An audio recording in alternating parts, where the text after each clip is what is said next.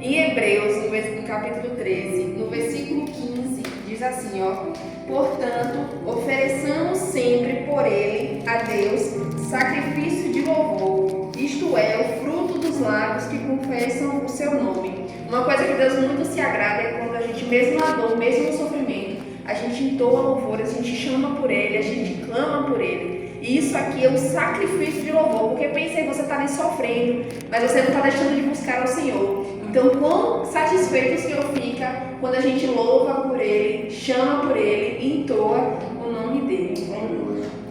Vamos agora dar início à palavra e eu vou ler aqui. No versículo 31. Jesus dizia, pois, aos judeus que criam nele: se vos permanecerdes na minha palavra, verdadeiramente sereis meus discípulos, e conhecereis a verdade, e a verdade vos libertará. E respondeu-lhe: somos descendência de Abraão, nunca servimos a ninguém. Como dizes tu, sereis livres? Respondeu-lhe Jesus: em verdade vos digo, que todo aquele que comete pecado é servo do pecado. Ora, o servo não fica para sempre em casa, o filho fica para sempre. Se, pois, o filho vos libertar, verdadeiramente sereis livres. Até aqui, podem se sentar. Amém. A gente vai falar aqui hoje sobre a verdade que liberta, né? Todo mundo conhece essa passagem. Conhecereis a verdade vos libertará. E que verdade é essa, né? Jesus aqui estava conversando com judeus que criam nele, que acreditavam em Jesus. E ele falou algo direto para eles, ó: se vocês permanecerem na minha palavra, serão verdadeiramente meus discípulos e conhecerão a verdade vos libertará. E na hora eles reagiram dizendo que nunca foram escravos de ninguém. Mas Jesus explicou que quem vive no pecado é escravo do pecado. E só o Filho pode libertar de verdade. E nesse caso o Filho é Jesus. Só Jesus pode nos libertar do pecado. E essa fala de Jesus, ela fala de uma liberdade, de uma libertação espiritual. Porque, de certa forma, nós estamos presos ao pecado. E preso não é correntes. Preso é uma coisa espiritual. Então, quando Jesus fala que vamos ser libertos, é dessa liberdade espiritual. E a liberdade que Jesus oferece, ela é real. Ele não estava falando com pessoas que nunca ouviram sobre Deus.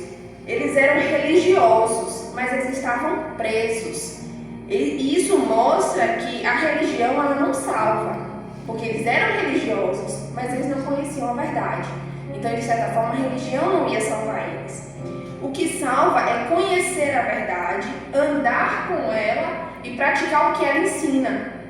E essa verdade muda vidas, ela muda a gente de dentro para fora. Eu tive uma situação de uma paciente que veio recentemente, veio até a óbito. Um dia eu fui atender ela e ela estava com o texto dela, fazendo a reza dela, né? Aí eu pedi para ela colocar a reza o texto do lado para a gente dar início ao atendimento. E aí ela falou assim: é porque eu estou rezando para a Virgem Maria. Aí eu falei: mas a senhora sabe que ela não é virgem, né? Aí a moça que estava trabalhando lá, que estava do lado dela, falou assim: Maria não é virgem? Eu falei: não, Jesus teve irmãos, Maria não é virgem. Então aí você vê que a religião, ela não dá a sabedoria, o conhecimento da verdade. E é por isso que a gente tem que buscar a Jesus, para conhecer a verdade. Porque só a religião, ela não ensina, ela vai ser um instrumento. Mas se você também tem que buscar a verdade. E aí no versículo 31, que Jesus fala, né? Que se vos permaneceres na minha palavra, verdadeiramente sereis meus discípulos. Ou seja, não basta só ouvir a palavra, né? É importante que você leia a palavra, você obedeça a palavra, e muito importante é que você confie na palavra. A gente tem que acreditar que tudo que está escrito aqui vai acontecer, que Jesus vai voltar, que nós vamos morar no céu. Então a gente tem que ler, obedecer e confiar, acreditar que isso vai acontecer. E é aí que começa a mudança, né? Quando a gente se alimenta da verdade todos os dias, os nossos pensamentos mudam. A gente começa a ter mais clareza daquilo que Jesus está querendo de nós. E uma coisa muito importante é a permanência. Sem permanência não tem mudança. Ouvir aqui uma vez e largar e esquecer não vai resolver, não vai mudar a vida de ninguém. É vindo todos os dias ao culto? Também, mas também é lendo a Bíblia, também é orando, é entrando em comunhão com o Senhor. No versículo 32, quando ele diz: conheceis a verdade vos libertará, é porque muita gente acha que está livre, mas não está. Só quando a luz de verdade entra, é que as correntes aparecem. Quando a gente toma conhecimento do pecado, é que a gente se vê que está preso nele. É, por exemplo, a gente está num quarto escuro e a gente não consegue ver a sujeira que está nesse quarto, mas a gente vai acender a luz e ter clareza de que aquilo está sujo. E aquela sujeira não é para envergonhar a pessoa, para dizer assim: olha, você está suja, você é imunda, porca. Não, é para você enxergar que tem uma sujeira ali que você precisa limpar, que você precisa tirar dali. Então, quando a gente fala luz da verdade, é conhecer, enxergar onde está aquela falha da gente, aquele ponto que a gente está errando, pecando, falhando, e a gente tomar conhecimento daquilo e corrigir. Amém. Às vezes a gente acha que está no controle da situação, que a gente está no controle das nossas vidas, mas é o pecado que está no comando. Eu vou dar alguns exemplos aqui para vocês. Imagina uma pessoa que diz assim: eu bebo só socialmente, eu sei me controlar. Mas aí toda vez que alguém chama, ela vai beber. Mas toda vez que se junta a família, ela bebe. E aí ela não quer assumir que o pecado está no comando. Ela usa a desculpa de que ela se controla. Quando as pessoas um pouco estressadinhas que falam assim: eu só estou com raiva porque me provocaram. E aí ela fala assim: mas eu sei me controlar. Mas na prática, quando alguém fala uma coisa que aborrece ela se estressa, se exalta, xinga, fica com raiva. Então ela sabe que ali não é ela não está no controle. Quem está no controle ali é a falta de domínio, é a ira, são os pecados. E a gente às vezes não reconhece. Esse aqui, que eu vou dar exemplo, eu aplico para a minha vida, porque isso é o que eu estou passando também no momento, que é quando a gente fala assim: eu vou passar um tempinho no celular, e a gente passa horas no celular, aí deixa de dar atenção para a família, deixa de usar um tempo a mais com Deus, e a gente vive naquele engano, porque o celular ele acaba sendo uma prisão disfarçada. A gente está aqui preso, só que sem corrente, sem nada, a gente fica preso. A nossa atenção, ela fica presa, a distração aprisiona a gente. E quando a gente conhece a verdade, a gente abre os olhos, a gente enxerga. O Espírito Santo também nos mostra, o Espírito Santo vai mostrando, vai guiando a gente onde a gente está falhando. Como eu disse para vocês, isso que eu acabei de falar para vocês, o Espírito Santo já me incomodou. Olha, você está ficando também muito tempo no celular. Então eu sei também onde eu tenho que me corrigir, preciso me corrigir também. No versículo 34, Jesus diz assim: respondeu-lhe Jesus: em verdade vos digo que todo aquele que comete pecado é servo do pecado. Ou seja, Jesus disse que quem comete pecado é escravo. E isso é sério, porque o pecado, ele começa pequeno, ele vai crescendo, vai dominando. Chega um ponto que ele já domina a pessoa. E ele prende a pessoa com culpa. Por exemplo, um pai que às vezes você considera um bom pai, e aí vai pegar essa culpa e vai descontar num bar. Aí vira um alcoólatra. Ou uma vergonha que ele passou e aí ele desconta isso no álcool, no cigarro. Então, o pecado ele começa pequeno e ele vai crescendo na proporção que a pessoa ainda não se cura, ela não reconhece, ela não corrige. A pessoa ela acha que ela está bem, mas ela está presa. O vício também é uma coisa que prende a pessoa. A mentira. Tem pessoas que são viciadas em mentira. Ela fala a mentira de uma proporção que ela nem se toca no que ela está falando. No versículo 36, quando Jesus fala: se, pois, o Filho vos libertar, verdadeiramente sereis livres. Se o Filho vos libertar, verdadeiramente sereis livres. Não vai ser religião, não vai ser força de vontade, e nem vai ser boas obras que vai nos libertar. Só Jesus. Ele é o Filho, e o Filho tem poder para quebrar cadeias. Amém. Quando a gente crê nele e anda com ele, a prisão cai. É uma mudança real, mudança de dentro para fora. A gente consegue perceber uma pessoa quando ela de fato se converteu, porque a mudança dela você vê. Você vê na forma como ela fala, na forma como ela se comporta, você vê nas atitudes dela. Então, quando a gente acredita que a pessoa conheceu a verdade, é porque, de fato, a verdade entrou na mente dela. E voltando lá no versículo 31, né, que Jesus fala que se permaneceres na minha palavra, verdadeiramente serei meus discípulos, ele disse uma coisa importante aqui, que é preciso permanecer na palavra. Não é só... Isso envolve prática diária, então a gente tem que ler a Bíblia, a gente tem que orar, tem que obedecer até nas coisas simples.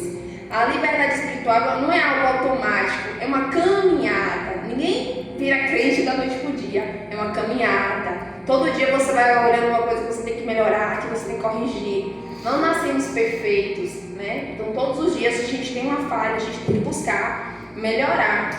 E a gente vai percebendo as mudanças com o tempo também. A gente vai colhendo o fruto dessas mudanças com o tempo. Cada escolha que a gente faz, baseada na palavra, fortalece a nossa liberdade. E aqui eu vou dar alguns exemplos para vocês de formas que a gente pode aplicar no nosso dia a dia a palavra, de uma maneira que a gente vai vivendo tudo aquilo que está escrito aqui. Como, por exemplo, alguém ofendeu o irmão Manuel. Alguém te ofendeu, irmão, mas você não vai revidar. Mas se tem a vontade, você não vai revidar. Porque você vai lembrar lá de Mateus, capítulo 5, versículo 44, que diz assim, ó: amai os vossos inimigos e orai pelos que vos perseguem. Então você não vai revidar, você vai perdoar e orar por aquele irmão. E isso a gente passa no dia a dia, qualquer pessoa pode nos ofender. Alguém falou mal do irmão Ney, e a vontade dele é de responder na mesma moeda. Mas ele não vai responder porque lá em Provérbios 15, versículo 1 diz: a resposta branda desfia o furor. Então ele escolhe ser calmo, ele escolhe responder com calma e não deixar que a ira domine ele. No trabalho da irmã de Nilza, vai surgir uma oportunidade e alguém pede para você, se você mentir para aquela pessoa, você consegue ganhar uma coisinha a mais. Mas a irmã não vai mentir, porque lá na palavra, lá em Provérbios 12, no versículo 22 diz: os lábios mentirosos são abominação ao Senhor. E isso são coisas que podem acontecer no nosso dia a dia. Mais um exemplo: uma irmã sente vontade de se vestir de forma que não se agrada a Deus. No início de conversão, a maioria das pessoas que não são crentes, elas se vestem de forma como é comum ao redor, ao mundo dela ali. Então, muitas mulheres, antes de se converter, elas se vestem como as meninas que a gente chama hoje de do mundo. Mas quando a gente se converte, a gente toma conhecimento de 1 Coríntios 6, versículo 19 e 20, que diz: vosso corpo é templo do Espírito Santo.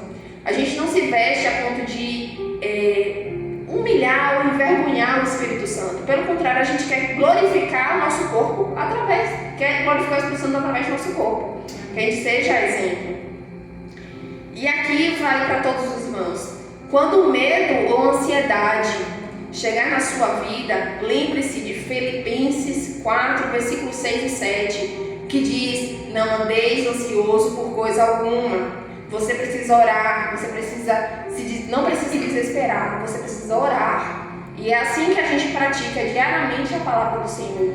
Que tudo isso a gente passa, e muito mais quando a gente vai passar nosso dia a dia, que está tudo orientado aqui na palavra.